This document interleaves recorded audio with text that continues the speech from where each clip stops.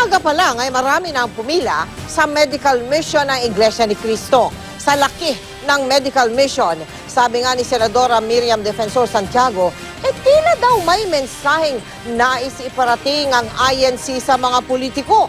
Bagay na itinanggi naman ang liderato ng INC. Nakatutok si Maki Pulido.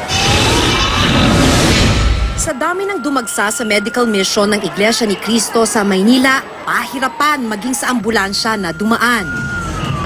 May ilang umangkas pa nga sa ambulansya. Dala na rin marahil ng init at sobrang kumpulan. May ilang hinimatay. May isa pang pinagtulong-tulungan ng maiangat mula sa pagkahandusay para masaklolohan. Ang isa pang babae napapangiwi mula sa pagkakaipit sa isang sulok.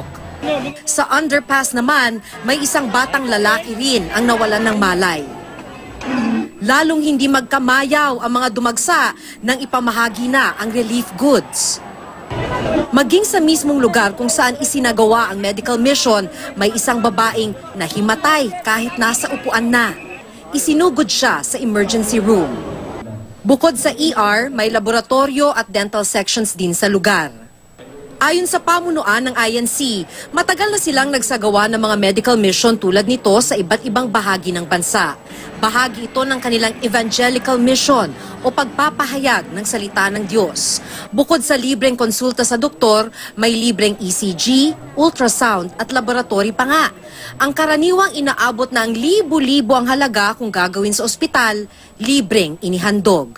Namigay din ng libreng gamot at relief goods, meron din libreng bunot ng ipin. Thank you po kasi po may ganitong project sila dito.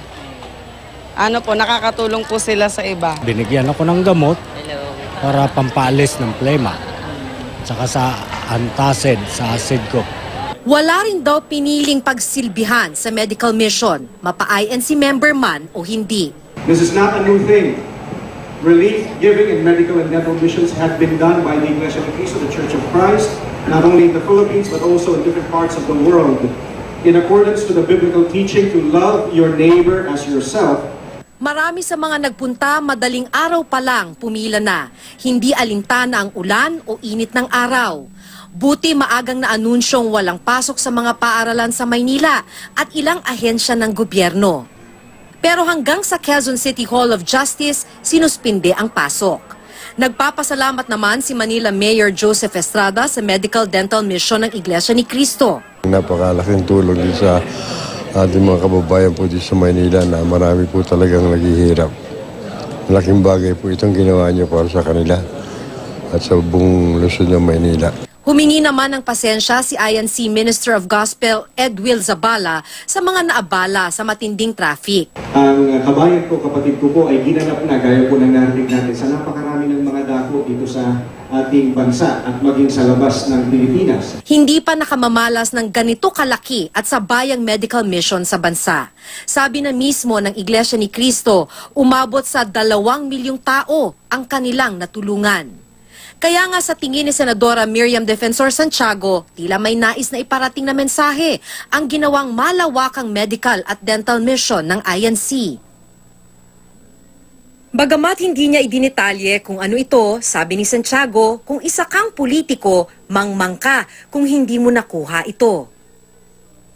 Pero itinanggi ng INC na pagpaparamdam ito ng puwersa o show of force ang kanilang misyon.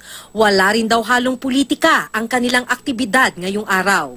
Wala pong bahid ng politika itong ginaganap natin ngayong kabayan ko, kapatid ko. Hindi po ito show of force ng Iglesia ni Cristo. Hindi natin kailanman nilayon na sa ganung paraan ay magpakilala. Ang itinatanyag lagi ng Iglesia ni Cristo ay salita ng Panginoong Diyos na nakasulat sa Biblia. Ang Malacanang ayaw ding bigyan ng kulay ang aktibidad ng INC. Maki Pulido, nakatutok, 24 oras.